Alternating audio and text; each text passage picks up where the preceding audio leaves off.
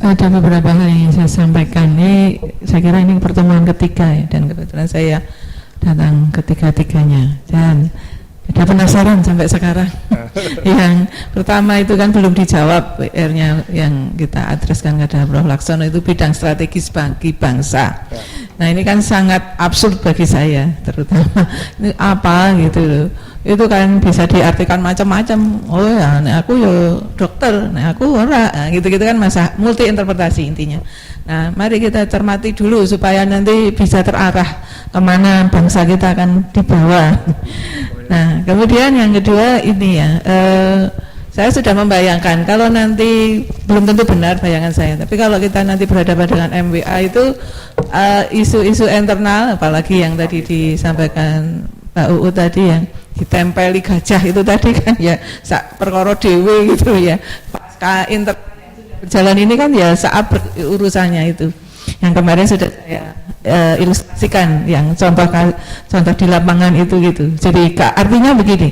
Jadi ini sudah ada PR sendiri yang internal yang sedang berjalan, ini pun banyak catatan yang harus disempurnakan. Nah, ini nanti sudah mau misalnya entah kapan mau terjadi terwujud.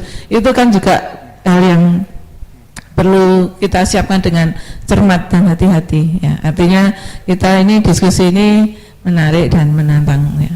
Nah, kemudian kita ini akan jangka waktunya mau kapan? 2020 sampai periode presiden selesai atau sampai 50 atau kapan? UGM ini yang tadi kalau Pak Jojo mengatakan di Harvard sudah 300, di Leipzig itu 600 dan sebagainya, itu seperti itu established. Jadi kita memang perlu dipandu juga rencana induk pengembangan universitas kemana maunya, mungkin seperti itu dijadikan rujukannya apa, rujukan dari universitas sendiri apa, SWOT-nya seperti apa. Nah misalnya ini nanti kita ini kan ya usianya berapa, terus nanti mengembangkannya itu kan untuk yang akan datang. Yang sekarang yang di tempat saya itu real ada misalnya sekarang yang dosen baru itu ya semua sekarang sudah PhD holder dan dia akan kita siapkan. Nah itu kan kita menyiapkan untuk generasi di bawah kita ini yang saya kira loh, saya usul saya seperti itu. Jadi bukan untuk kita ini, kita itu menyiapkan wadahnya kalau saya usul, sehingga nanti apa yang akan kita siapkan untuk mereka ini.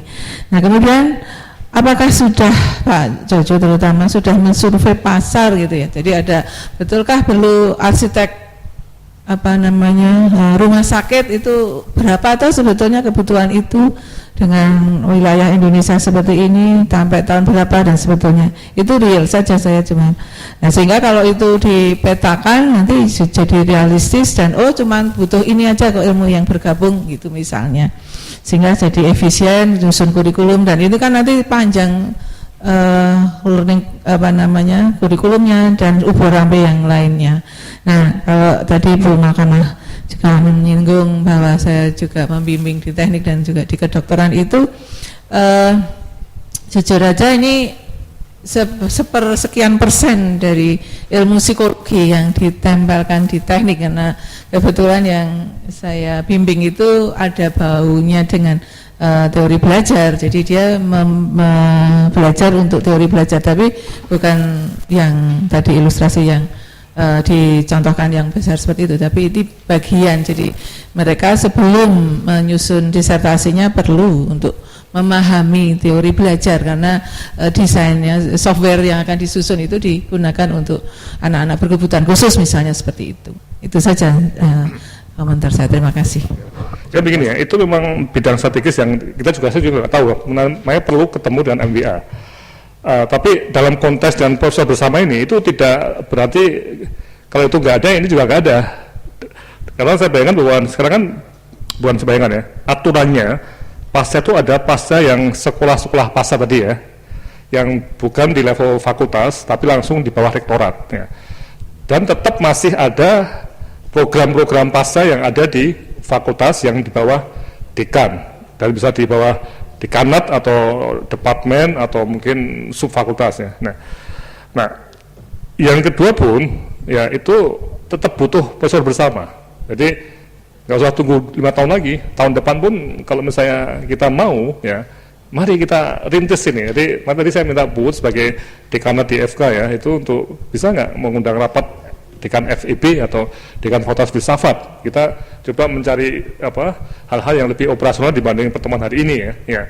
Sehingga kalau kita sepakat tahun akademik depan kita sudah mulai desain kurikulumnya, itu sudah melibatkan teman-teman FE dengan lebih aktif. Jadi tidak pocokan, tidak meminjam, tapi memang diakui sebagai ya staf akademik di FK ya. Nah, tentunya ketika nanti bicara menaik pangkat itu misalnya akuntan di FEB ya, dosen bagian akuntansi itu membuat pilihan akuntansi rumah sakit, pasti kan dipakai nggak untuk naik pangkat? Nggak mungkin tidak, namanya juga akuntansi loh. Kalau dia belajar mengenai biologi di rumah sakit ya enggak lah. Tapi kalau akuntansi rumah sakit ya pasti dipakai. Nah, jadi ini kita bicara mengenai tadi yang poin kedua, kapan periodenya. Saya bilang bulan depan kita tambah lagi nih meetingnya nih. Jadi walaupun proyeknya pasien sudah selesai ya, proyek B3 ini, tapi mungkin Bu Ut punya dana dari pengembangan, saya juga punya dana dari minat utama rumah sakit. Saya berharap bisa bertemu dengan dekan-dekan yang terkait dengan bidang yang saya lakukan ya, misalnya mengundang fakultas teknik, arsitektur, teknik penyihatan itu mana, sipil dan kimia ya, kemudian dekan fakultas ekonomi, filsafat untuk mari kita dalam jangka pendek ini apa yang bisa kita kerjakan tadi dalam konteks mesonya. Tapi kalau makro tentang linearitas saya tidak ragu-ragu dan saya jamin betul bahwa ini tetap tidak akan membuat problem linearitas karena tetap kembali ke ilmu masing-masing dan diakui untuk naik pangkat. Misalnya Pak Misnal kan bisa toh, misalnya sekarang ini ada penelitian end of life Pak di BPJS. Sekarang ini kasus real ya. Sekarang itu banyak orang-orang tua Pak yang didanai BPJS masuk ke ICCU, menghabiskan ruangan, biaya mahal sekali, dan perbedaannya itu antara mati dan hidup itu nggak beda banyak. Jadi dulu itu sebelum ada ICCU itu meninggal di rumah, paham ya? Karena ada itu kemudian dipasangi mesin-mesin sampai bisa berbulan-bulan dan bertahun, sementara itu di luar itu masih antre yang mau pakai. Ya, tahu ya, kapasitas cuma 11 misalnya, bednya. Nah, sekarang keputusan untuk mengangkat mesin itu siapa? Kan harus ada panel loh, dan harus ada seorang ahli filsafat. Nah, tapi ketika mau cari siapa ahli filsafatnya, bingung, nggak tahu siapa ahlinya, karena teman-teman filsafat juga masih langka Pak, dan di fakultas filsafat juga belum ada yang memang risetnya di sini. Nah, ini harus riset di sini. Nah, jadi ini contoh praktisnya Pak, sehingga saya yakin kan tidak pasti kalau naik pangkat bisa nggak penelitian mengenai end of life di kedokteran, mengenai aspek filosofi dari pencabutan mesin-mesin penyambung hidup tadi itu bisa dipakai kum nggak Pak? Dipakai kan bisa Pak? Bisa nggak? Bisa. Nah, ya, nah ini maksudnya seperti itu. Jadi kita perlu tadi. Nah, sehingga ketika bicara mengenai poin ketiga pasar ini Bu Amitya ya, khusus untuk arsitektur ini ada 2.000 rumah sakit se-Indonesia ya. 2000 loh. Dan mereka tidak hanya bikin sekali, tapi tiap 5 tahun sekali mungkin periodik harus dimonitor, dievaluasi pasca huni. Itu benar nggak dengan penambahan pasien seperti ini masih, jadi tetap berulang-ulang ya, demandnya tinggi sekali. Nah, saya sudah mulai celaka Bu, sekarang para arsitek itu sudah sebagian sepakat, mari kita fokus pada arsitek rumah sakit. Jadi di luar negeri sudah ada kelompok hospital architecture ya. Nah, di Indonesia sudah mulai, mereka berfokus tadi, tapi celakanya bukan dosen mereka, malah praktisi, ya. Praktisi yang sudah spesialis, ya. Sementara di perguruan tingginya, dosennya, ya, mohon maaf ini Bu, yang dari fakultas teknik ya, nggak mau spesialis, jadi masih ambil semuanya, ya, bangun hotel, yang bangun rumah sakit, yang bangun apa itu masih dalam satu orang.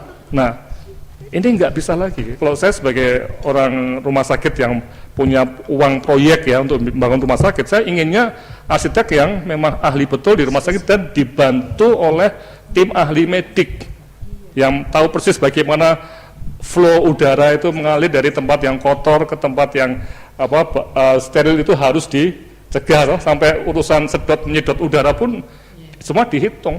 Nah ini nggak main-main. Jadi UGM kalau mau survive, saya bilang pada teman-teman arsitektur, ya Anda harus ada orang-orang arsitektur yang memang fokus di sini, spesialis. Prof. Coco ya. Nyun Sewu. Iya. Mungkin juga ini Prof. Ya. Coco sangat menarik sekali. Tapi mungkin karena pembenahan di dalam itu kita bisa melihat pada kurikulum dulu, Pak. Kurikulum di masing-masing itu apakah nyambung juga? Sering juga saya tidak tahu. Kalau di tempat saya S1, S2, S3 itu harus jadi satu timnya itu, sehingga kita bisa tahu bahwa pengembangannya akan seperti ini. Mungkin Prof. Coco pada saat juga mengundang itu sekaligus ditanyakan, karena itu juga ada, kalau mereka itu pendidikannya juga, mohon maaf ya Pak, memang generalisnya itu yang menjadi tujuan utama Beni Sopayu neng dindi Nyun Sewu. Nah padahal S2 dan S3 kan harus dalam. Nah kalau itu tidak nyambung, jadi mereka kurikulum masih melihat di S1 saja, tapi S2, S3-nya itu tidak dipakai tergantung orang-orangnya yang masuk, lah kan bahaya. Jadi mungkin di masing-masing tadi, Prof. Coco, monggo, selain di pengembangan juga kurikulum itu mau akan dispesialisasi atau tidak ini? Justru ini malah kita akan balik seperti kasusnya di hukum kesehatan ya. Ini saya bilang memang harusnya itu hukum kesehatan di fakultas hukum, bukan di fakultas kedokteran. Dan saya ngajar di fakultas hukum untuk hukum kesehatan. Itu benar, seperti arsitektur rumah sakit juga sama. Kita minta dari arsitektur rumah sakit untuk ngajar, tapi tidak semua kurikulum masuk ke kita, yang penting-penting saja untuk manajer rumah sakit. Tapi saya harapkan juga di kelompoknya arsitek tadi, itu ada S2 yang sudah sampai ke peminatan rumah sakit atau pelayanan kesehatan pada umumnya. Jadi bangsa kita tuh maju. Kalau enggaknya Bu Amitya ya, yang masuk siapa Bu? Arsitek Singapura, arsitek Hong Kong, Malaysia, itu kayak hotel Bu. Sekarang hotel di Bali itu coba deh dilihat siapa arsiteknya itu, dan kita bebas betul nih. Nah ini kembali ya, saya ngomong ini belan aja ya, mungkin ada yang tidak happy juga nggak masalah ya, tapi UGM itu harus mikir 10 tahun lagi bagaimana. Makanya ini yang jadi satu isu kunci ya, apakah kita akan ketinggalan dibanding praktisi, dan nanti MEA itu masyarakat ekonomi ASEAN ya, itu wah lebih liberal nantinya. Nanti jangan-jangan arsitek rumah sakitnya nanti Siloam bangun segala itu dari lulusan-lulusan luar negeri, atau arsitek Indonesia tapi ditanya Anda sekolah di mana? San Francisco, di Melbourne, di Singapura. Orang Indonesia tapi sekolahnya di sana bukan di UGM. Ya, arsitek UGM kemana? Nggak tahu. Nah ini yang untuk rumah sakit. Nah, ini yang kita harus keras betul. Lain itu justru ketemunya adalah ahli arsitek dari universitas lain yang dia spesifik ke rumah sakit, sehingga akhirnya ya bermitra dengan itu gitu, karena kita mencari yang di dalam. Kadang-kadang saya juga berpikir begini Pak Laksono, apa itu mungkin karena antara bidang dengan proyek itu kadang-kadang juga enggak di satu garis gitu. Jadi proyeknya memang di misalnya arsitektur rumah sakit, tapi tidak pernah merasa bahwa itu bidang keilmuannya gitu, sehingga bidang keilmuannya apa, proyeknya apa gitu. Jadi memang kalau kita lihat testimoni saya tadi ya, yang saya poinkan tadi, itu hubungan kerja itu bukan melembaga, tapi hanya jawilan personal tadi ya, yang bisa aja udahlah saya nggak usah ngajar lagi, toh saya udah dapat nama, udah punya klien ya, udah saya punya proyek sendiri ya, saya sudah nggak usah ngajar lagi, karena ngajar juga kadang-kadang menjengkelkan toh, harus datang tepat waktu gini-gini ya. Tapi kalau udah punya konsultan di rumah atau jadi apa, lebih kerjakan sendiri. Nah ini yang kita harus berani katakan tidak pada praktek seperti ini ya. Jadi teman-teman di fakultas A yang kerja di B itu betul-betul mengembangkan A dan B itu loh. Jadi jangan hanya ambil enaknya tapi ilmunya tidak dikembangkan.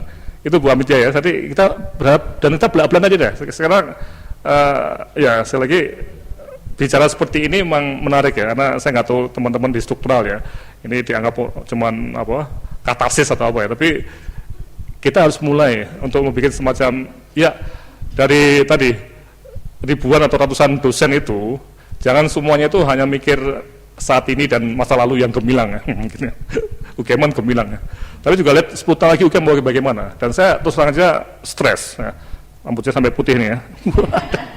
Lebay ya, melihat kok teman-teman itu nggak stres ya, nggak habis seperti ini ya, dianggap biasa itu, padahal harus sudah betul-betul ini di depan mata. Jadi Belanda itu masih jauh, sudah dekat. Tahun 2015 1 Januari ini sudah MEA loh, dan MEA itu ya tadi jasa termasuk konsultan arsitektur, konsultan bioengineering, konsultan pendidikan itu bisa cross border, perbatasan dengan mudah nih.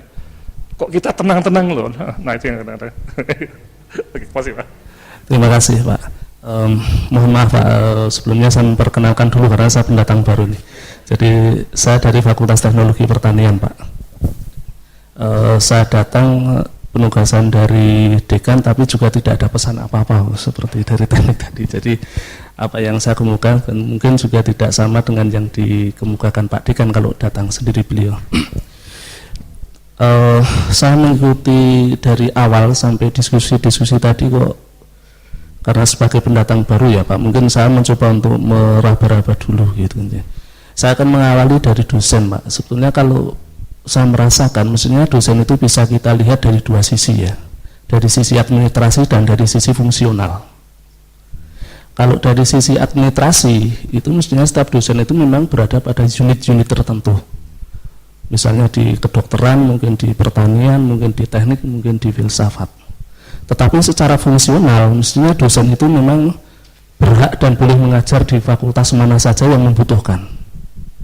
Sehingga sebenarnya istilah pinjam meminjam dan lain sebagainya tadi mungkin ya tidak tepat sekali, tetapi itu merupakan kewajiban dari dosen UGM itu mestinya bisa mengajar di fakultas manapun di UGM ini. Ya, MIPA juga sudah. Tapi kita juga kendala, cuman kendala Pak. Nah ini nanti mungkin kendalanya yang akan kita temukan. Jadi mestinya bisa kita ngajar di mana saja. Dan itu mestinya sudah dapat restu dari UGM. Jadi mestinya tidak masalah Pak kalau dari berbagai fakultas mengajar di fakultas yang lain. Nah, yang kedua kaitannya dengan itu, mestinya kalau di dalam pengembangan ilmu Pak, itu sudah suatu keharusan menurut saya harus melibatkan dari berbagai departemen yang ada di UGM. Justru menurut saya kurang tepat atau bahkan mungkin salah kalau kita mengembangkan ilmu hanya dikembangkan oleh satu fakultas saja. Kalau sekarang ini ya, sekarang ini tidak bisa itu kalau menurut saya. Jadi kita harus mengembangkan itu justru harus melibatkan pihak lain, gitu. Nah, cuman yang mungkin perlu dilakukan oleh UGM adalah bagaimana mengendalikan pengembangan ilmu di UGM. Nah, dalam pengertian pengendalian itu kita harus memperhatikan sumber daya yang kita miliki. Kalau memang secara mungkin tidak tahu kalau filsafat ya, mungkin kita memang bebas mengembangkan ilmu ya Pak. Kita bisa mengembangkan ilmu apapun gitu ya. Tapi kalau tidak dikendalikan dengan memperhatikan SDM yang kita punyai atau bukan sumber daya alam yang lain, nanti akhirnya ya jadi bingung tadi Pak. Kita punya gambaran 20 tahun yang akan datang punya ilmu seperti ini, tapi kalau SDM kita sumber daya yang lain tidak mendukung, itu ya jadi justru kita stres sendiri. Sehingga menurut saya yang perlu dilakukan pengendalian pengembangan ilmu ini. Bahkan kalau saya pribadi itu sampai sekarang tidak tahu persis di UGM itu ilmu yang berkembang apa saja ya. Saya dari teknologi pertanian itu di agrokompleks saja itu tidak tahu persis yang berkembang di agrokompleks itu ilmu apa saja. Kita terkaget-kaget misalnya di Fakultas Peternakan ada teknologi pengolahan hasil ternak, di kehutanan ada teknologi pengolahan hasil hutan, di Fakultas Teknologi Pertanian ada teknologi pengolahan hasil pertanian. Nah itu kan kita yang satu keilmuan saja masih seperti itu, apalagi kalau antar tadi ya. Misalnya teknik dengan pertanian, apakah tidak ada hubungan? Pasti ada hubungan. Ya, pengairan. Nah, jadi itu Pak. Saya kira saya tidak tahu apakah UGM sudah punya inventaris ilmu yang sampai sekarang itu berkembang di UGM ini sendiri. Dan apakah itu juga sudah disosialisasi sehingga antar departemen itu tahu ilmu yang berkembang di UGM itu apa? Saya kira kok belum ada ke sana. Kendala yang lain Pak yang kita hadapi dalam hal penyediaan SDM, kita tidak punya kebebasan yang bebas untuk menyediakan SDM loh Pak. Kalau pengalaman kami di fakultas setiap tahun itu paling-paling bisa menerima dosen itu 1, 2 begitu ya. Kalau keinginan Prof tadi misalnya filsafat menyediakan dosen ahli filsafat kesehatan misalnya. Nah, kadang-kadang kita berpikir untuk mencukupi kebutuhan internal saja belum bisa karena kita antara yang pensiun dengan penerimaan justru cepat pensiunnya Pak.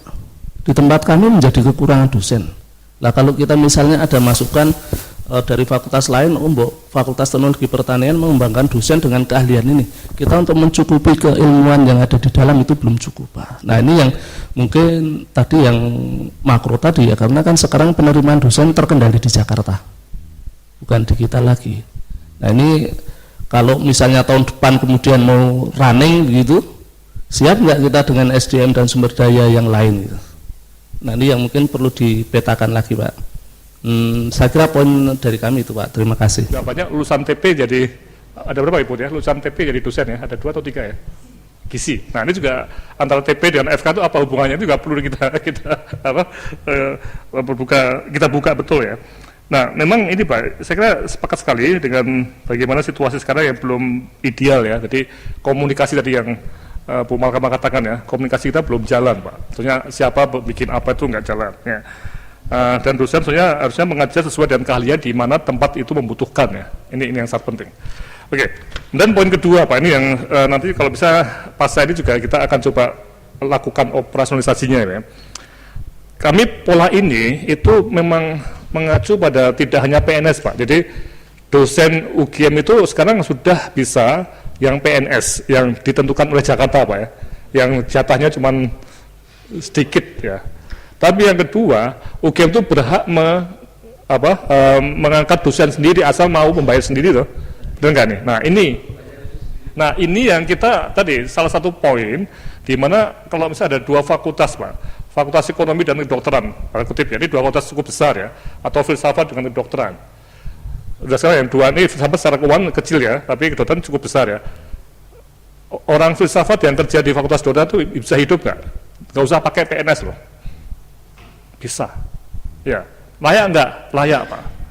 Bisa dia ngajar di S1, S2, S3, di PPDS itu, di residennya, itu ada 20 prodi, yang masing-masing itu harus memahami mengenai etika, kedokteran, filosofi, pelayanan kesehatan tadi. Memang bersama-sama dokter-dokter yang memang ahli etika ya, tapi sangat bagus kalau ditopang oleh ahli filsafat yang tempatnya di sana. Jadi, pendapatan Mister atau Ibu X ini ya, mungkin sebagian besar dari fakultas kedokteran, tapi tempatnya di filsafat. Ya, karena memang ilmunya di filsafat, bukan di kedokteran. Namanya kami di kedokteran sering berkutip ya, beda pendapat dan beberapa teman di bioetika bilang, loh kenapa harus mengangkat anak-anak muda dari yang belum tahu etika? Lebih baik kenapa kita tidak ke fakultas filsafat? Mari mengembangkan bersama. Sementara yang kedokteran yang senior-senior memang intinya itu kerja di tempat-tempat yang butuh keputusan, yang butuh etika dan filosofi tadi Pak.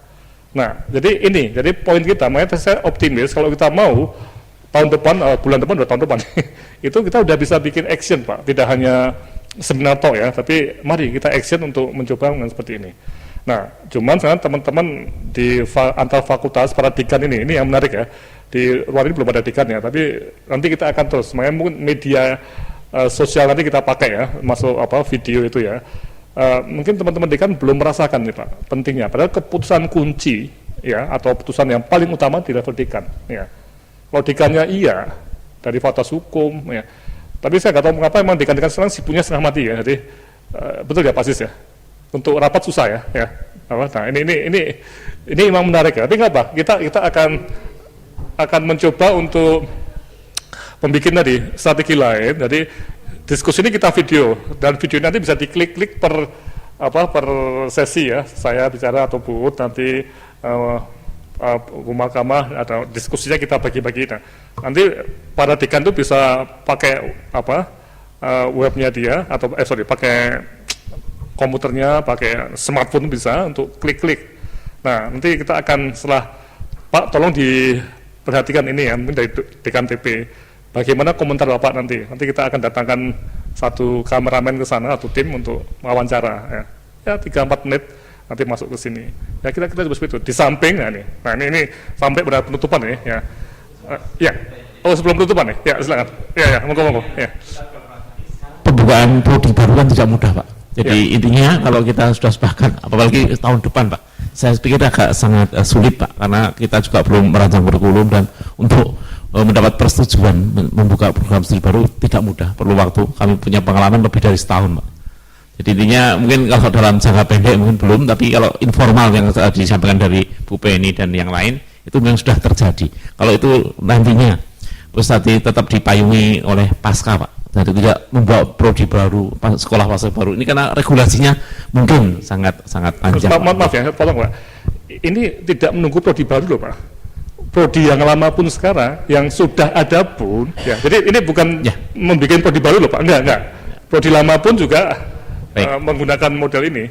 Ya baik, mungkin sebagai informasi Pak, kalau di kami itu memang secara yang S3 itu belum terstruktur Pak, tergantung nanti mahasiswanya itu minatnya kemana, judulnya kemana, baru nanti kami berkolaborasi dengan kedokteran gigi atau kedokteran baru ditentukan mata kuliahnya, tidak seperti kita sebelumnya kan membuat sistem ya, kalau prodi ini maka mata kuliahnya sudah fix ini. Nah ini menuju ke sana pun di kami masih sangat sulit karena masukan atau input untuk S3 ini ya bermacam-macam Pak. Jadi dengan blueprint yang bermacam-macam, mungkin juga senada dengan Pak Laksono tadi, mungkin kalau memang informal dulu tapi dengan belum resmi mungkin bisa jalan Pak. Waktunya ya, kita harus tutup sini ya. Jadi what next-nya, jadi memang dari P3 ini Pak Aziz bisa menekankan juga bahwa kita sudah selesai ya Desember ini ya. Apa nanti kita harus laporan pada Pak Iwan apa-apa yang kita simpulkan, termasuk di desain ini tidak bisa diredesain kalau tidak jelas siapa yang membuat kurikulumnya loh itu yang sangat penting ya. Kalau tidak jelas orangnya itu kurikulum nanti yang bikin jangan-jangan cuma pegawai TU pegawai pendidikan ini ya. Kemudian yang kedua, setelah pasca P3 ini kami mohon betul ya para wakil dekan yang ada di sini juga dekan ya, bisa nggak kita action yang cukup menarik ya. Kami usul kalau bisa Bu Ut atau telepon memberitahu Pak Dekan juga ya, kalaupun kita sudah dibanding ke Harvard ya, itu Harvard itu satu perguruan tinggi yang sangat menarik mengenai multidisiplin. Dan kita sebagai fakultas itu pasti, dan UGM juga punya dana untuk terbang ke seminggu lah di sana karena kalau tanpa ini saya khawatirnya para dekan tidak tertarik kalau tidak melihat dunia. Bagaimana di sana itu yang saya amati betul ya, saya alami ya. Seorang antropolog ya, yang dalam tanda kutip itu ilmu sosial ya, itu bisa menjadi tokoh kunci di fakultas kedokteran yang terkenal sebagai fakultas yang kalau di Harvard itu fakultas yang sangat konservatif ya, sangat ya itu ya tahu sendiri ya, dokter di sana itu sangat keras ya. Nah ini menarik ya. Jadi itu kita harus belajar dari tempat yang paling bagus ya. Dan yang kedua, ini mohon juga kalau bisa P3 nanti juga mengirimkan satu memo ke semua dekan-dekan, ini Pak Aziz ya, bahwa ini ada beberapa agenda yang belum selesai, dan karena saya nggak tahu P3 apakah punya proyek tahap kedua, tapi kalau tidak ada, bisa nggak dititipkan ke dekan-dekan yang terkait, karena tanpa ada follow up dari kegiatan kita selama 4 bulan ini, jangan-jangan kita cuma ngabisin uangnya UGM, nggak ada hasil realnya. Ya. Saya kira itu yang saya simpulkan. Nah, mohon Pak Aziz untuk menutup sekalian bagaimana nih kira-kira nih. Ya. Terima kasih.